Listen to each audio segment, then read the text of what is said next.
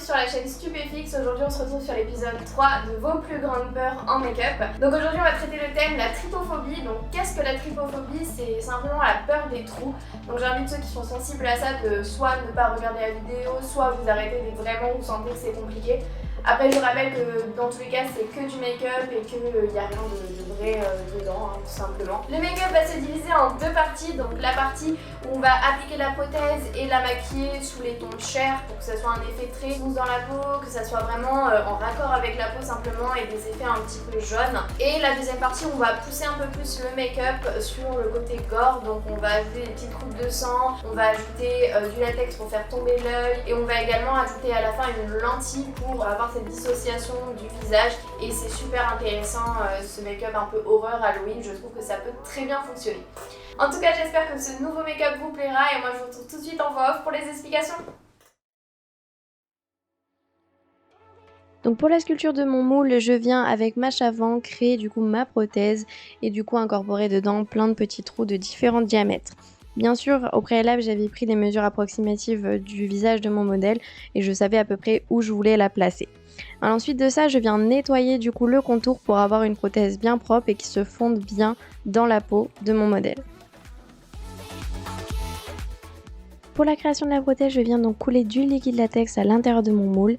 À l'aide d'un coton-tige, je viens bien incorporer le latex dans tous les détails. Je fais donc 3 couches que je viens bien sécher. Durant les 2 premières couches, je viens bien dépasser pour créer mon raccord et la troisième me sert vraiment à encapsuler la prothèse.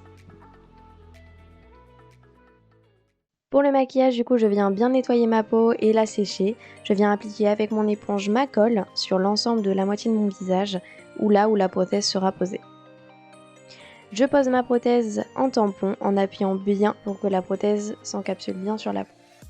Je la décolle avec douceur pour bien vérifier que tous les raccords soient bien collés.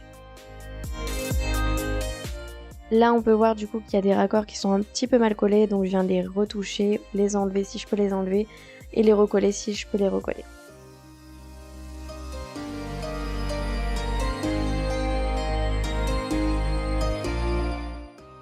Ensuite je viens avec mon éponge et mon fard à l'alcool chair et je viens aussi en stipple pour recréer du coup cette couleur chair de la peau.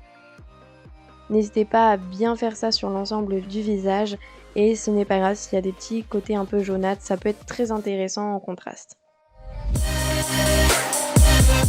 Et je viens faire ça jusqu'à ce que la couleur et le résultat me conviennent.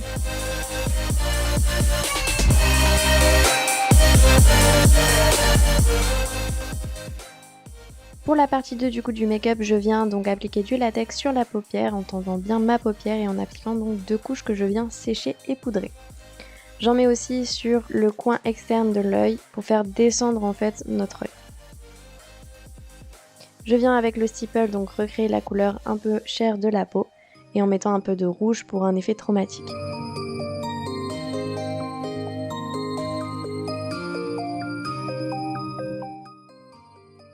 Et je viens ensuite rajouter donc mon sang coagulé sur quelques groupes de petits trous pour accentuer le contraste et accentuer du coup cet effet de croûte de sang.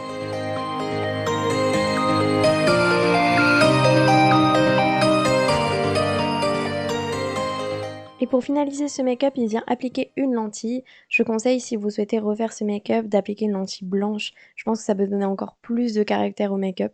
Là, j'en avais pas, j'avais qu'un blanc avec un contour rouge. Ça fonctionne aussi, on voit bien la différence entre la partie maquillée et la partie non maquillée. J'espère que ce 3e épisode vous aura plu. N'hésitez pas à liker, partager et vous abonner si c'est le cas. Et moi, je vous dis à très bientôt dans une prochaine vidéo.